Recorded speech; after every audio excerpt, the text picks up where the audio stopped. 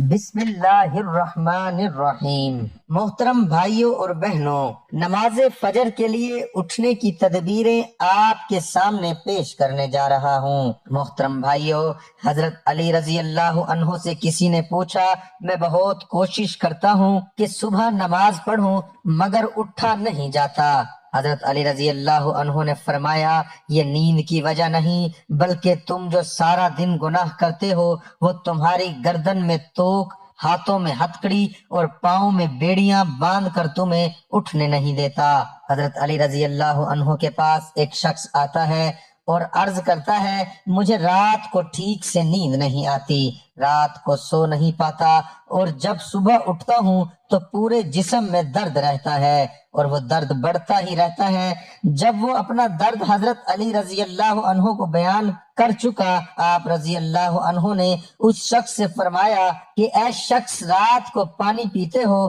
پانی پینا بند کر دو، کیونکہ ایسا کرنا صحت کے لیے انتہائی نامناسب ہے، اور رات کو پانی پینے سے جسم میں ایسا درد شروع ہو جاتا ہے، اگر اللہ پاک اسے شفا دینا چاہیں تو دے سکتے ہیں، ورنہ اس کا علاج ممکن نہیں۔ اگر سہولت ہو تو دوپہر کے وقت آرام ضرور کر لیا کریں، یہ سنت ہے اور اس سے فجر میں اٹھنے میں بڑی مدد ملتی ہے۔ رات کا کھانا جلد کھائیں اور کم کھایا کریں، رات کو پانی نہ پئیں، اگر شدید ضرورت ہو تو کم سے کم پانی پئیں۔ رات کو جلد سو جائیں، رات کو سونے کے مسنون اعمال کر کے سویا کریں، کسی سے صبح اٹھانے کے لیے کہہ کر سویا کریں، الارم لگا کر سوئیں اور الارم کو اتنا دور رکھیں کہ اسے بند کرنے کے لیے اٹھ کر چل کر جانا پڑے۔ جیسے ہی آنکھ کھلے تو دونوں ہاتھوں سے چہرے کو دیر تک اچھی طرح ملیں۔ یہ عمل معافی کی سنت ہے۔ نیند سے بیزاری پر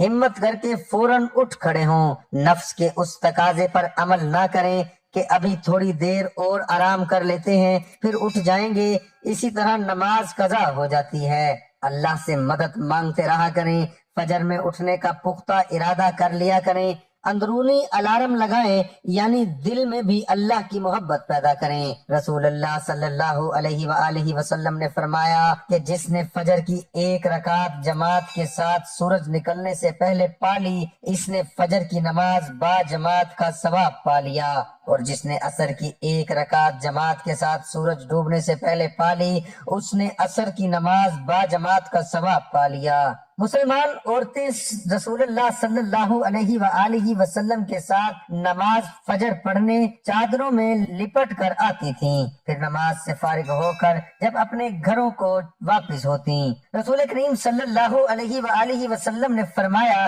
کہ رات اور دن میں فرشتوں کی ڈیوٹیاں بدلتی رہتی ہیں، اور فجر اور عصر کی نمازوں میں ڈیوٹی پر آنے والے اور رخصت پانے والوں کا اجتماع ہوتا ہے۔ پھر تمہارے پاس رہنے والے فرشتے جب اوپر چڑھتے ہیں تو اللہ تعالیٰ پوچھتا ہے، حالانکہ وہ ان سے بہت زیادہ اپنے بندوں کے متعلق جانتا ہے، کہ میرے بندے کو تم نے کس حال میں چھوڑا؟ وہ جواب دیتے ہیں کہ ہم نے جب انہیں چھوڑا تو وہ فجر کی نماز پڑھ رہے تھے، اور جب ان کے پاس گئے تب بھی وہ عصر کی نماز پڑھ رہے تھے۔ ہم نبی صلی اللہ علیہ وآلہ وسلم کی خدمت میں موجود تھے۔ آپ صلی اللہ علیہ وآلہ وسلم نے چاند پر ایک نظر ڈالی، پھر فرمایا کہ تم اپنے رب کو آخرت میں اس طرح دیکھو گے جیسے اس چاند کو اب دیکھ رہے ہو، اس کے دیکھنے میں تم کو کوئی زحمت بھی نہیں ہوگی۔ بس اگر تم ایسا کر سکتے ہو کہ سورج طلوع ہونے سے پہلے والی نماز فجر اور سورج غروب ہونے سے پہلے والی نماز عصر سے تمہیں کوئی چیز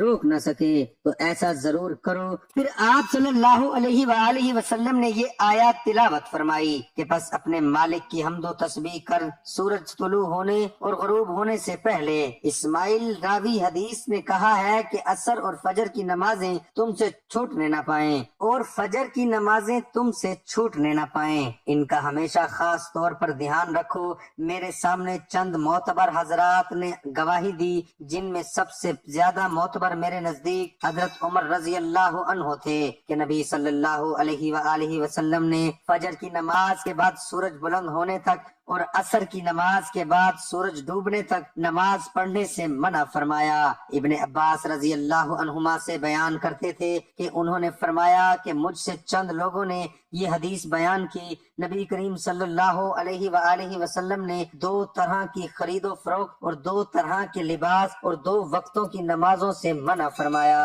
آپ صلی اللہ علیہ وآلہ وسلم نے نماز فجر کے بعد سورج نکلنے تک اور نماز عصر کے بعد غروب ہونے تک نماز پڑھنے سے منع فرمایا، اور کپڑوں میں اشتمال سما یعنی ایک کپڑا اپنے اوپر اور اس طرح لپیٹ لینا کہ شرمگاہ کھل جائے، اور احبا یعنی ایک کپڑے میں گوٹ مار کر بیٹھنے سے منع فرمایا، اور خرید و فروخت میں آپ صلی اللہ علیہ وآلہ وسلم نے منابضہ اور ملاسمہ سے منع فرمایا۔ دعا ہے کہ اللہ تعالیٰ میرا سنانا، آپ کا سننا اپنی بارگاہ الہی میں قبول اور منظور فرمائے، آمین ثم آمین۔